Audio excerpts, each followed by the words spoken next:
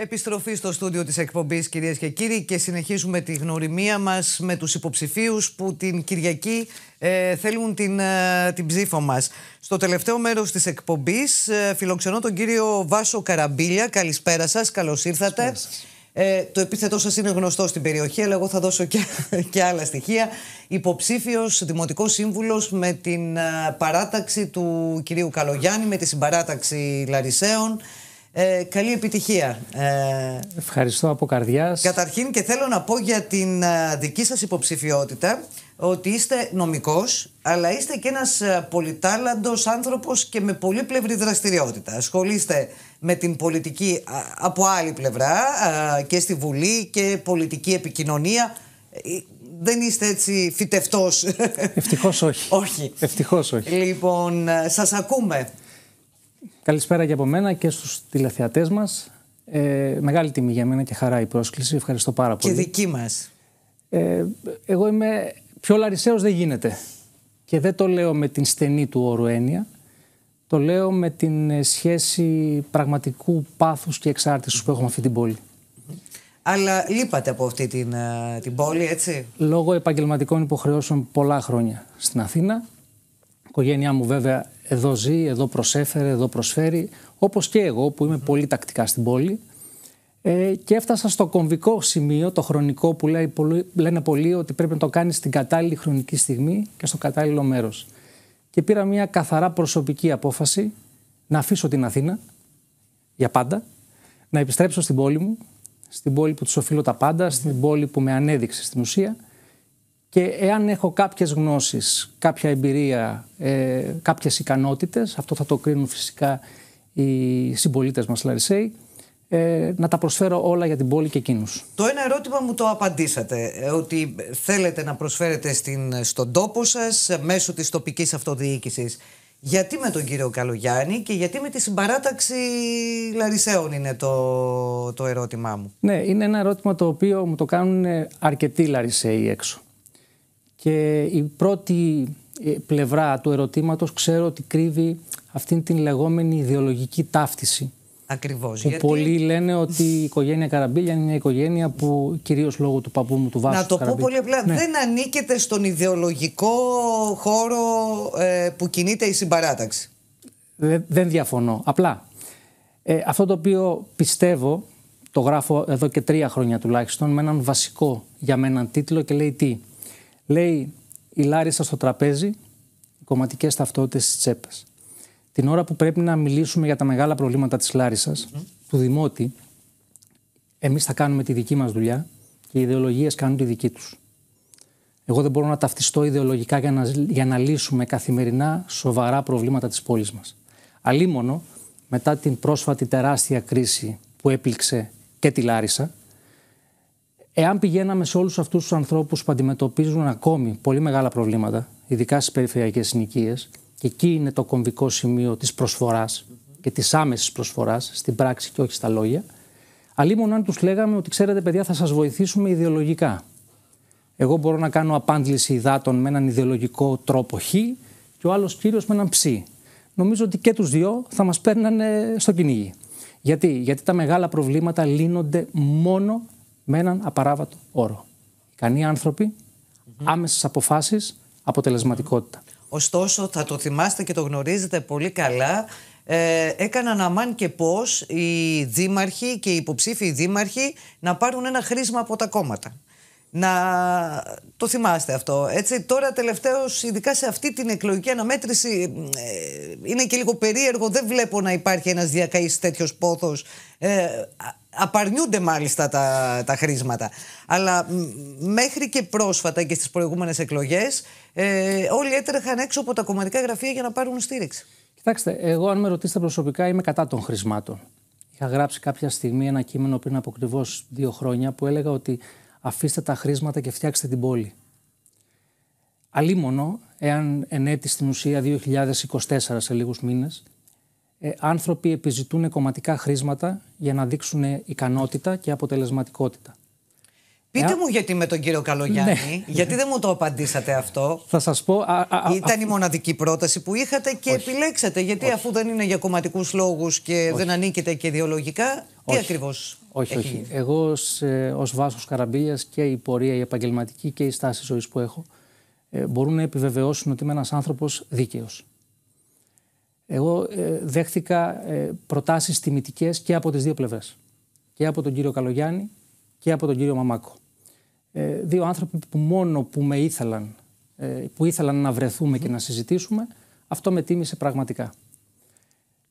Διήρκησε κάποιους μήνες όλη αυτή η ιστορία για να πάρω την τελική μου απόφαση. Και σε αυτό συνομολόγησαν πολύ συγκεκριμένοι παράγοντες. Ο πρώτος ήταν, με κέρδισε αρχικά η ευγένεια του Δημάρχου Λαρισαίων. Με κέρδισε το γεγονός ότι μου έδειξε πολύ έντονα ότι με ήθελε. Δηλαδή, σε όλες μας τις συζητήσεις, εγώ δεν πήγα, και αυτό είναι καλό να το ακούσουν και οι τηλεθεατές μας, για να τους ακούσω. Βρέθηκα μαζί τους για να με ακούνε. Και δεν το λέω εγωιστικά. Τι εννοώ? Ότι σε όλες μας τις συζητήσεις ήθελα να ακούν το δικό μου όραμα, τις δικές μου προτάσεις για την επόμενη μέρα και τις δικές μου προτάσεις για το πώς θα κάνουμε τη Λάρισα αυτό που πιστεύω, μια πόλη πρότυπο, στη νέα ψηφιακή ειδικά εποχή. Εδώ ταυτίστηκα με τον κύριο Καλογιάννη. Αφήσαμε εξ αρχής, από την πρώτη μας συνάντηση, έξω ιδεολογικές συζητήσεις που έχει καταλάβει και ο ίδιος από την αρχή ότι εγώ δεν δίνω καμία βάση σε αυτά. Δεν με ενδιαφέρουν καθόλου. Με ενδιαφέρει αποκλειστικά η Λάρισα, αποκλειστικά τα ζητήματα του Δημότη. Και θεωρώ ότι καλώς έπραξα. Γιατί τα πλέον επίσημα χείλη του ίδιου του Πρωθυπουργού, του Δημάρχου, του ίδιου του Πρωθυπουργού, του Κυριάκου Μητσοτάκη, πρόσφατα στη ΔΕΘ, επιβεβαίωσαν αυτό το οποίο και εγώ πιστεύω. Δηλαδή, σε ερώτηση δημοσιογράφου συναδέλφου σας, απάντησε ότι η Νέα Δημοκρατία επίσημα στηρίζει 13 περιφερειάρχες και μόνο 3 δημάρχους σε όλη την Ελλάδα. Υποψήφιος δήμαρχος Αθηναίων, Θεσσαλονίκης και Πειραιά. Κανέναν άλλο. Άρα, πράγματι, επειδή βρισκόμαστε σε μια εποχή όπου μας ακούν κυρίως νεότερες γενιές. Ξέρετε, χθες το βράδυ είχα την πολύ μεγάλη χαρά να είμαι καλεσμένος από μια παρέα 20 παιδιών νέων, από 18 μέχρι 25 χρονών. Και όταν πήγα να ψελίσω λίγο το κομμάτι ιδεολογία ή κάτι άλλο, είδα την αντίδρασή τους. Δεν τους ενδιέφερε, δεν τους απασχολούσε καθόλου. Μου λένε εδώ μιλάμε μόνο για την πόλη, για τίποτε άλλο. Και αυτό το οποίο συμβαίνει ειδικά σε νοιάζονται για την πόλη, ναι. Πολύ. Και το συζητάνε μεταξύ τους. Γιατί και εγώ συζητώ πολύ με νέους ανθρώπους και βλέπω ότι νοιάζονται. Αλλά όχι για κόμματα, όχι για. Ξέρετε, έχετε απόλυτα δίκιο σε αυτό. Πώς τους πλησιάζουμε όμως αυτούς τους νέους? Πώς θα τους πλησιάσουν οι πολιτικοί? Ξεκίνησε ο κύριος Κασελάκης, παραδείγματος χάρη, με τα social media να κάνει πολιτική. Νομίζετε ότι έτσι θα εξελιχθεί η κατάσταση? Και σας το κάνω το ερώτημα τώρα, γιατί ξέρω ασχολείστε πολύ με την πολιτική επικοινωνία. Θα πάμε σε τέτοιου τύπου επικοινωνία? Όχι. Νομίζω ότι δεν φτάνει μόνο αυτό. Χρειάζεται και ουσία, λέτε. Χρειάζεται πολλή ουσία και κυρίως τα νέα παιδιά πρέπει να τα ακούς πολύ. Ο Σαλβαντόρ Νταλί έλεγε ότι το δυστυχές για όλους εμάς τους μεγαλύτερους είναι ότι δεν ανήκουμε στις νεότερες γενιές σήμερα που μεγαλώσαμε. Και κάποιος έλεγε ότι καλύτερα τους νέους να τους δείχνεις τον δρόμο, αλλά στο τέλος εκείνοι σου μαθαίνουν πράγματα. Έτσι γίνεται και εδώ. Εγώ το είδα χθες το βράδυ πραγματικά με όλα αυτά τα παιδιά που τα άκουσα πολύ. Μου καταθέσαν συγκεκριμένες προτάσεις για την επόμενη μέρα. Εδώ το κομβικό σημείο αυτό είναι. Έχουμε εκλογές την Κυριακή. Τη Δευτέρα το πρωί πρέπει να δουλέψουμε σκληρά, σοβαρά, για μια καλύτερη Λάρισα. Υπάρχουν αυτή τη στιγμή χώρες, πόλεις χωρών, πρότυπα σε όλη την Ευρώπη. Δεν καταλαβαίνω σε τι μπορούμε να υστερούμε εμείς όταν μιλάμε για μια πόλη κομβική, ιστορική, κεντρική για την Ελλάδα και πλούσια. Να το δούμε λίγο αυτό στη μεγάλη του εικόνα. Βεβαίως. Το οποίο μου λέτε, γιατί έχω διαβάσει και αρθρογραφία σας, είναι και ο τίτλος που έχω βάλει εκεί. Αισθάνεστε ότι η Λάρισα πάει καλά, έχει μια καλή πορεία, αλλά έχουν πολλά ακόμη να γίνουν. Πώς ακριβώς φαντάζεστε τη Λάρισα του μέλλοντος? Με τι ταυτότητα, με τι... πώς? Καταρχάς να πω το εξής. Είμαι ο τελευταίος που θα αφορήσει το έργο ανθρώπων που προσέφεραν στην πόλη. Όλα τα προηγούμενα χρόνια, φαντάζομαι. Ναι. Διαταλεσάντων δημάρχων. Όλοι αφήσαν το στίγμα τους και κάναν και πολύ καλή δουλειά. Έτσι και εδώ, εάν δούμε τη Λάρισα πριν από 9 χρόνια, δεν νομίζω ότι είναι η ίδια Λάρισα. Όχι, έχει αλλάξει και σε επίπεδο έργων. Έτσι. Και το κέντρο της, και οι πεζόδρομοι και οι υποδομές. Ακριβώς. Παρ' όλα αυτά, αυτό το οποίο εγώ πιστεύω και το πιστεύω ακράδαντα είναι ότι εδώ δεν χωρούν για αυτή την πόλη αυτοσαρκασμοί και αυταρέσκειες και εφησυχασμοί. Εχθρός του καλού είναι πάντα το καλύτερο. Ότι κάναμε 2 έργα, άλλαξε εικόνα και εντάξει, πάμε με την ησυχία μας να κάνουμε μελέτες για άλλα 10 και βλέπουμε. Πρέπει να γίνουν πολλά περισσότερα. Και ειδικά στην εποχή που ζούμε, ειδικά θέματα που έχουν να κάνουν με την ψηφιακή εποχή. Εγώ θεωρώ αδιανόητο λίγο πριν την 5η πια βιομηχανική επανάσταση να πηγαίνει ο δημότης σε δημαρχιακά γκισέ. Όταν υπάρχουν ήδη εργαλεία ψηφιακά σε όλο τον κόσμο που αυτά τα έχουν λύσει. Έχει γίνει βέβαια εδώ πρόοδος με το Novoville που έχει κάνει ο Δήμος Λαρισαίων και πράγματι αποδίδει από αυτά τα στοιχεία τα οποία παρακολουθώ. Επιπλέον, θεωρώ ότι η Λάρισα ναι, άλλαξε, αλλά πρέπει να γίνει καλύτερη. Πρέπει να γίνει πιο πράσινη. Πρέπει να βάλουμε πιο πολύ χρώμα. Έχω πάρει επίσημα θέση εδώ και χρόνια, όχι τώρα, και έχω πει, κατά την άποψή μου, ότι όλες οι δημόσιες υπηρεσίες μιας σπουδαίας πόλης πρέπει να είναι εκτός ιστορικού κέντρου. Τα ιστορικά κέντρα παντού στην Ευρώπη είναι σύγχρονα μουσεία, όπου πράγματι φιλοξενούν τον πεζό, σέβονται τον πεζό, τον άνθρωπο με ειδικές ανάγκες, ώστε να μπορεί να έχει πρόσβαση. Ακριβώς. Η προσβασιμότητα, το Α και το Ω. Λοιπόν, όπως επίσης και σε επίπεδο καθαριότητας, μπορούν να εξελιχθούμε σε πάρα πολλά. Άρα γι' αυτό το πιστεύω ότι ναι, η Λάρισα εξελίχθηκε, εξελίσσεται, αλλά πρέπει να γίνουν κι άλλα. Υπάρχουν ιδέες αυτά, αλλά λείπουν οι πόροι, ή δεν υπάρχει διορατικότητα, προνοητικότητα, σχέδιο, όραμα? Συμβιβαζόμαστε με τα λίγα σε αυτή τη χώρα. Τι πιστεύετε ότι είναι το τροχοπέδι που ακόμη δεν έγιναν όλα αυτά τα οποία περιγράφετε? Κοιτάξτε, πρέπει να είμαστε ακριβείς, ειδικά όταν παίρνουμε δημόσια θέση, και να λέμε όλη την αλήθεια, όχι τη μισή. Η Ελλάδα τα τελευταία τώρα 10-12 χρόνια βίωσε μια τεράστια οικονομική κρίση. Άλλαξε βία το βιωτικό επίπεδο πολλών ανθρώπων εκεί έξω, δανειακές συμβάσεις. Αυτό είχε ως αποτέλεσμα και λιγότερη χρηματοδότηση και υποστελέχωση. Στην τοπική αυτοδιοίκηση σε όλη τη χώρα. Δεν είναι μόνο ο Δήμος Λαρισαίων. Τα ίδια μου λένε άνθρωποι και στην Αθήνα και στη Θεσσαλονίκη. Άρα το εργατικό δυναμικό των Δήμων, αυτοί οι άνθρωποι της πρώτης γραμμής, που αυτοί είναι στην ουσία που φέρνουν τα αποτελέσματα. Αυτοί οι άνθρωποι δουλεύουν για όλους εμάς. Έχουν μειωθεί κατά 70% τα τελευταία 10 χρόνια. Αυτό από μόνο του λέει πάρα πολλά. Τώρα, εγώ πιστεύω πάρα πολύ και στη διορατικότητα, αλλά πιστεύω πάρα πολύ στην έμπνευση. Πιστεύω στα πρόσωπα τα οποία στη σύγχρονη εποχή μπορούν να εμπνεύσουν τους δημότες, τους πολίτες. Γιατί? Θεωρώ ότι έχουμε ένα έλλειμμα ως κοινωνία. Όχι η λαρισινή κοινωνία, γενικά ως χώρα. Ποιο είναι αυτό το έλλειμμα? Κουλτούρα και νοοτροπία. Εάν καταφέρουμε και συμφωνήσουμε ότι σε επίπεδο κουλτούρας μπορούμε να γίνουμε καλύτεροι, πιστέψτε με, θα έχουμε γρήγορα πολύ καλύτερα αποτελέσματα. Γιατί το λέω αυτό? Μπορούμε να κάνουμε την κριτική μας εύκολα. Στην αυτοκριτική είμαστε λίγο δύσκολοι. Δεν την κάνουμε εύκολα. Όταν εγώ κριτικάρω μια δημοτική αρχή, αλλά ταυτόχρονα πηγαίνω και παρκάρω το αυτοκίνητό μου σε μια διάβαση πεζών ή σε μια θέση στάθμευσης αναπήρου, δεν μου φταίει κάποιος. Όταν εγώ κριτικάρω και ταυτόχρονα πηγαίνω και πετάω τα σκουπίδια έξω από τον κάδο της ανακύκλωσης, πάλι δεν μου φταίει κάποιος. Και την ίδια ώρα θα βρίσω τη δημοτική αρχή που δεν ήρθε να πάρει τα σκουπίδια και καθυστέρησε μισή ώρα. Όπως πρόσφατα και με τα γκράφιτι στο...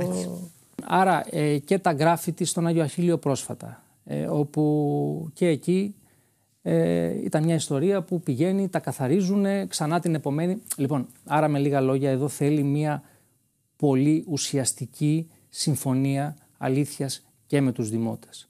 Ότι πάει ο ένας να βοηθήσει τον άλλον. Ναι, η βασική αρχή είναι η δημοτική αρχή που έχει όλη την ευθύνη. Όπως και κάτι ακόμη που για μένα είναι πολύ σπουδαίο και το έχω δει όλα αυτά τα χρόνια στο Κοινοβούλιο. Ο Μιτεράν έλεγε ότι στην πολιτική οι αντιπολιτεύσεις παράγουν πιο ουσιαστικό έργο από τις κυβερνήσεις. Το ίδιο πιστεύω γίνεται και στα δημοτικά ζητήματα. Δηλαδή μια υγιής αντιπολίτευση η οποία καταθέτει προτάσεις. Αρκετά με τον καταγγελτικό λόγο και τον τοξικό δεν φτάνουμε μέχρι εκεί. Νομίζω ότι ειδικά στις πρόσφατες εκλογές οι Έλληνες δώσαν μια απάντηση σε αυτό. Αρκετά. Εδώ θέλει πρόταση, ρεαλιστική πρόταση, η οποία μπορεί να την δεχθεί και η κοινωνία και η πόλη της Λάρισσας και εμείς ως δημότες, αλλά να είναι στα πλαίσια του ρεαλιστικού. Όχι να λέμε κάτι μόνο και μόνο για λόγους εντυπωσιασμού και ενδεχομένως για να κάνουμε τη διαφορά. Δηλαδή, άκουσα πρόσφατα, γιατί εμένα σας λέω ότι το ξέρουν οι Λαρισαίοι, γράφω πολλά χρόνια, παίρνω ευθέως θέση, δεν το σκέφτομαι. Άκουσα κάτι για το δίκτυο του τραμ από την πλευρά της αντιπολίτευσης για τη Λάρισα. Μιλώντας με ανθρώπους που είναι συγκοινωνιολόγοι, γιατί αυτό είναι το βασικό, να ρωτάμε τους ειδικούς σε αυτά, μου είπαν δύο πράγματα, ότι ένα μέσο σταθερής τροχιάς όπως είναι το τραμ θέλει δύο απαραίτητες προϋποθέσεις. Η μία είναι οι μεγάλες ευθείες και η άλλη είναι η μεγάλη άπλα. Μάλιστα, ο ένας μου είπε ότι όπως βλέπω τη Λάρισα θα πρέπει να γκρεμίσει οικοδομικά τετράγωνα για να κάνετε τραμ, όταν ακόμη η Θεσσαλονίκη δεν έχει μετρό. Βέβαια, αυτό δεν περιποιεί τιμή σε κανέναν μας για τη Θεσσαλονίκη. Άρα, η Λάρισα είναι μια ανθρώπινη πόλη. Είναι ένα ανέφικτο, λέτε, σχέδιο το οποίο το έκανε στο πόδι η αντιπολίτευση και ότι δεν μπορεί να γίνει πραγματικότητα. Δεν ξέρω αν έγινε στο πόδι, αυτό δεν μπορώ να το γνωρίζω. Εγώ απλά επειδή δεν είμαι συγκοινωνιολόγος. Θα ήσασταν υπέρ ή κατά του τραμ? Δηλαδή, εάν αυτό είναι εφικτό να γίνει, έτσι. Χωρίς να γκρεμιστεί η μισή Λάρισα. Θεωρώ ότι με τους ανθρώπους που μίλησα και από το Υπουργείο Υποδομών, που έχω ανθρώπους που είναι της επιστήμης αυτής, γιατί εγώ δεν είμαι, μου είπαν ότι κάτι τέτοιο δεν μπορεί να συμβεί εύκολα στην πόλη της Λάρισσας. Ίσα-ίσα, μάλιστα, ο ένας μου είπε ότι ζείτε στην πιο ωραία πόλη της Ελλάδος, είναι προσβάσιμη, την παραβατάς πολύ εύκολα, είναι ανθρώπινη, με μικρούς χρόνους, με μικρές αποστάσεις. Ναι, αλλά το επιχείρημα της πλευράς της παράταξης του κυρίου Μαμάκου είναι ότι πρέπει να δούμε μπροστά 20 χρόνια, έτσι, να βάλουμε τις βάσεις για τη Λάρισα του μέλλοντος, όπου και πληθυσμιακά θα αυξηθεί, έτσι, και τα αυτοκίνητά της θα αυξηθούν. Απόλυτα. Κοιτάξτε, δεν διαφωνώ, για τη Λάρισα του 30... Μπορεί να μην είναι το τραμ αναγκαίο στην επόμενη πενταετία, αυτό σας λέω τώρα, αλλά σε 20 χρόνια από τώρα, εάν κανείς θέλει να είναι προνοητικός και να βλέπει μπροστά, μπορούν να μπουν οι βάσεις. Ενδεχομένως, θα σας έλεγα. Εγώ πιστεύω ότι πρέπει να μιλάμε πράγματι με όρους μέλλοντος. Αλίμονο. Πάντα έτσι ήμουνα και ως άνθρωπος και ως επαγγελματίας. Πατούσα στα πόδια μου και ήμουν ρεαλιστής και ήθελα απλά οι ειδικοί να μου λένε ότι σε κάτι συγκεκριμένο μπορεί να γίνει ή όχι. Εδώ οι άνθρωποι που συζήτησαν μου είπαν ότι είναι πολύ δύσκολο για πολύ συγκεκριμένους λόγους. Αυτό είναι τεχνοκρατική η λογική, έτσι. Νομίζω ότι πρέπει να μιλήσουμε και με τέτοιους όρους πια. Δηλαδή, καλή είναι η πολιτική, που όλοι θέλουν να κάνουν πολιτική, αλλά υπάρχουν και κάποιοι που είναι εξειδικευμένοι σε κάποια ζητήματα. Γύρω από την τοπική αυτοδιοίκηση της περιφέρειας. Κοιτάξτε, είναι η ανάγκη της εποχής χωρίς εξειδίκευση. Δεν μπορείς να κάνεις πλέον ούτε βρύση να αλλάξεις. Παλιά θυμάστε πώς γινόταν τα έργα στην Ελλάδα, έτσι. Ούτε καν πολιτική μηχανική. Ο εργολάβος. Θα σου κάνω αυτό δήμαρχε, θα σου κάνω αυτό πρόεδρε. Λοιπόν, και γι' αυτό χρειάστηκε όλα μετά να ξαναγίνουν. Τώρα χρειάζεται εξειδίκευση για το κάθε τι, έτσι. Ακριβώς. Αυτή είναι η διαφορά. Τώρα, εάν η Λάρισα του 2050 μπορεί να έχει ένα. Θα το δούμε τότε, παραδείγματος χάρη. Ναι, γιατί αυτή τη στιγμή ζούμε σε μια πόλη η οποία με τις υπάρχουσες συνθήκες μπορούμε να βάλουμε πολύ εξειδικευμένα εργαλεία όσον αφορά τις μεταφορές και κυρίως την κυκλοφοριακή αγωγή και παιδεία όλων μας. Παίζει για αυτό το ρόλο του. Δηλαδή, εάν πούμε ότι ξέρεις κάτι για μια απόσταση 1 χιλιόμετρου ή 800 μέτρων πρέπει να παίρνω απαραίτητο το αυτοκίνητο για να πηγαίνω, αυτό είναι ένα θέμα κουλτούρας. Ξεκάθαρα. Και δύσκολα αλλάζει σε αυτή την πόλη, το ξέρετε αυτό. Μόνο μέσω έμπνευσης. Και αν περάσεις κάποια μηνύματα στους ανθρώπους και αν τους βοηθήσεις. Γιατί για να τα λέμε όλα, εδώ μιλάμε για αστικές συγκοινωνίες της πόλης της Λάρισσας, όπου εγώ πρόσφατα πριν από μάλιστα πρέπει να ήταν περίπου 2-3 μήνες, μόνος μου έκανα ένα προσωπικό πείραμα. Μπήκα σε όλες τις συγκοινωνίες της πόλης, πήρα όλα τα λεωφορεία, τα δρομολόγια μόνος μου, για να καταλήξω σε προσωπικά συμπεράσματα. Είδα ευγενέστατους οδηγούς, πεντακάθαρα οχήματα, που αν τα πω αυτά στους ανθρώπους της Αθήνας που καθημερινά στην Κηφισίας τους λυπάσαι. Και μείωση του χρόνου για να βγει στο κέντρο. Και πολύ μικρός χρόνος. Ναι. Λοιπόν, έρχεται όμως κάποιος και μου λέει: σωστό αυτό, κύριε Καραμπηλιά, αλλά είναι και οι τιμές που για μια απόσταση το πήγαινε έλα, εμένα με επιβαρύνει ως οικογενειακό εισόδημα. Αυτό πρέπει να δούμε. Εκεί πρέπει να σεβαστούμε αυτόν τον άνθρωπο και να του δώσουμε οικονομικά κίνητρα, ούτως ώστε να μπορεί να παίρνει το λεωφορείο σε μια τέτοια πόλη, ξαναλέω. Ό,τι συμβαίνει στο Λονδίνο, έχω ανθρώπους που δουλεύουν σε μεγάλες θέσεις και παίρνουν το μετρό. Δεν ξέρουν τι σημαίνει το αυτοκίνητο. Έτσι, βοηθάμε και το περιβάλλον, που ξαφνικά όλοι κοπτόμαστε και λέμε το περιβάλλον, τη μείωση των ρήπων, και ταυτόχρονα μπορούμε να κάνουμε την πόλη μας πολύ πιο όμορφη στο κέντρο. Τι βαθμό θα βάζατε στην παρούσα Δημοτική Αρχή, που μετράει ήδη 2 θητείες, στα ζητήματα αυτά της καθημερινότητας, καθαριότητα, κυκλοφοριακό, στάθμευση, από την εικόνα που έχετε σχηματίσει? Κοιτάξτε, θεωρώ ότι όποιος έχει την Δημοτική Αρχή, όποιος κυβερνάει οτιδήποτε, πάντα έχει μια φθορά. Αυτό είναι η πολιτική. Αλίμονο, εάν δεν την έχει. Επειδή, ξαναλέω, μπορεί να ήμουν στην Αθήνα, αλλά στη Λάρισα ερχόμουν πολύ τακτικά. Δηλαδή κάθε 10 μέρες, κάθε 15, εδώ είναι οι φίλοι μου, εδώ είναι όλοι. Άρα ήθελα μόνος μου να βλέπω και να παρατηρώ τη Λάρισα. Δεν ήθελα να μου λένε οι άλλοι, κοίτα τι ωραίοι που γίναμε, πόσο καθαροί είμαστε. Δεν μου λέγε κάτι. Πήγαινα μόνος μου. Εδώ βλέπω ότι υπάρχουν πολλά που πρέπει να γίνουν. Υπάρχουν βήματα προόδου πολύ σημαντικά, αλλά πρέπει να είμαστε ακόμη καλύτεροι όλοι. Ξαναλέω, και εκείνοι που κυβερνούν και εκείνοι που αντιπολιτεύονται, για καλύτερες και πιο ρεαλιστικές προτάσεις. Εγώ θα έβαζα έναν βαθμό που θα φανεί, πιστεύω, και στην κάλπη της Κυριακής. Οι Λαρισαίοι θα ανανεώσουν την εμπιστοσύνη τους στον Απόστολο Καλογιάννη, γιατί πράγματι και ο ίδιος ως προσωπικότητα έχει περάσει αυτό το προφίλ στην πόλη της Λάρισσας, και το είδαμε και πρόσφατα, όταν στην πρώτη γραμμή και μου το έχουν πει άνθρωποι που ήταν εκεί πράγματι μάχημοι, όχι του αντιδήμαρχοι, πολίτες που πήγαν να βοηθήσουν. Άρα αυτό το αναγνωρίζει την κατάλληλη χρονική στιγμή ο Δημότης. Αλλά ξαναλέω, πρέπει να γίνουν πολλά. Ανήκω σε αυτούς που ούτε χαρίζομαι, αλλά αυτά που θέλω να πω θα τα πω.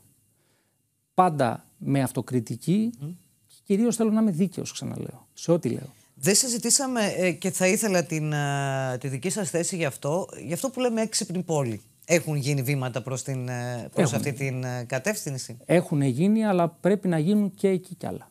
Αυτό είναι που λέμε η Λάρισα εξελίσσεται. Εδώ, όταν υπάρχουν και ευρωπαϊκά προγράμματα και το Ταμείο Ανάκαμψης και προγράμματα της τοπικής αυτοδιοίκησης που ενισχύουν την νέα ψηφιακή εποχή, εδώ είναι η στιγμή να μπορέσουμε να απορροφήσουμε. Τα τελευταία χρόνια, βέβαια, μην ξεχνάμε ότι πέραν της οικονομικής συγκυρίας, της δύσκολης, μνημόνια και τα υπόλοιπα, με συγχωρείτε, η Λάρισα τα τελευταία κυρίως χρόνια βρέθηκε αντιμέτωπη με πολύ μεγάλες κρίσεις. Μιλώ και για το σεισμό και τις πρόσφατες πλημμύρες. Πανδημία. Αλλά και την πανδημία, εκεί θέλω να καταλήξω. Λοιπόν, άρα πρέπει να βλέπουμε όλη την εικόνα και να μπορούμε ως δημότες κυρίως να είμαστε σωστοί στην κριτική μας, βλέποντας τα πάντα, όλα τα στοιχεία. Λοιπόν, εδώ ναι, υπάρχει μια εξέλιξη πολύ σημαντική και στα ψηφιακά ζητήματα, αλλά πρέπει να γίνουν πολλά περισσότερα. Κύριε Καραμπίλα, θα πάω πάλι σε ένα προσωπικό ερώτημα. Τι είδους προεκλογικό αγώνα κάνετε εσείς προσωπικά? Σας το ρωτάω γιατί είστε ένας άνθρωπος που γνωρίζετε πολύ καλά αυτό που είπαμε λίγο νωρίτερα, την επικοινωνία, έτσι, την πολιτική επικοινωνία. Κάνατε τον κλασικό προεκλογικό αγώνα, δηλαδή με την καρτούλα και όποιον βρίσκουμε στο δρόμο. Πώς το βλέπετε όλο αυτό? Αισθάνομαι καταρχάς να πω πάρα πολύ τυχερός. Και γιατί αισθάνομαι τυχερός? Γιατί το δικό μου το όνομα στο τραπέζι, το προεκλογικό ή το δημοτικό ή οτιδήποτε, έπεσε χειρά και έπεσε... Πέραν τούτου, το έβαλαν τα κείμενά μου όλα αυτά τα χρόνια.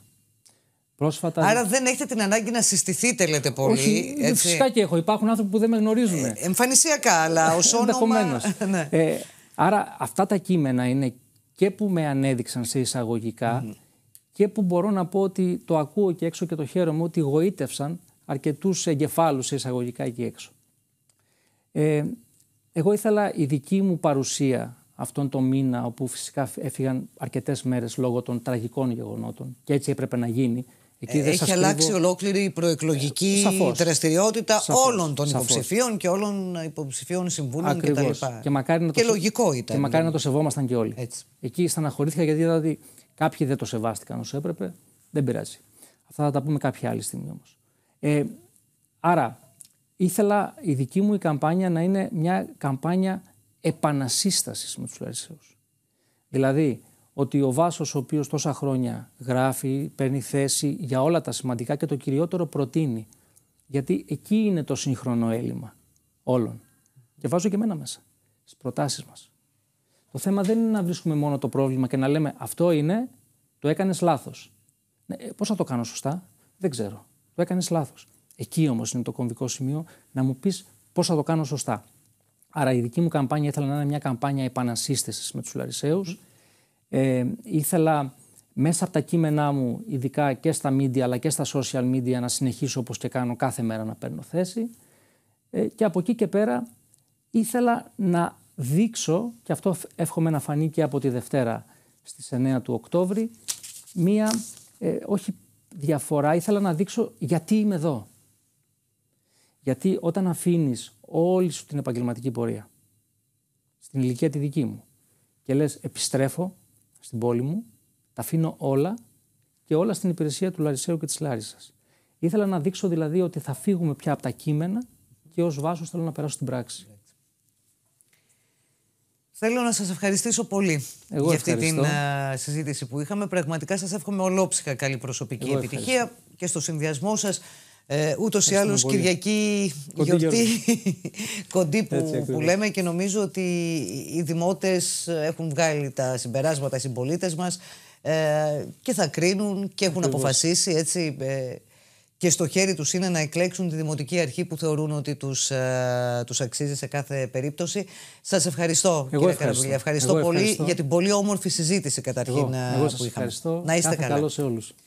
Κυρίες και κύριοι, ευχαριστούμε και εσάς που μείνατε κοντά μας. Ανανεώνουμε το ραντεβού μας στο πλαίσιο αυτής της εκπομπής για αύριο το βράδυ στις 10 ακριβώς. Καλό βράδυ σε όλους.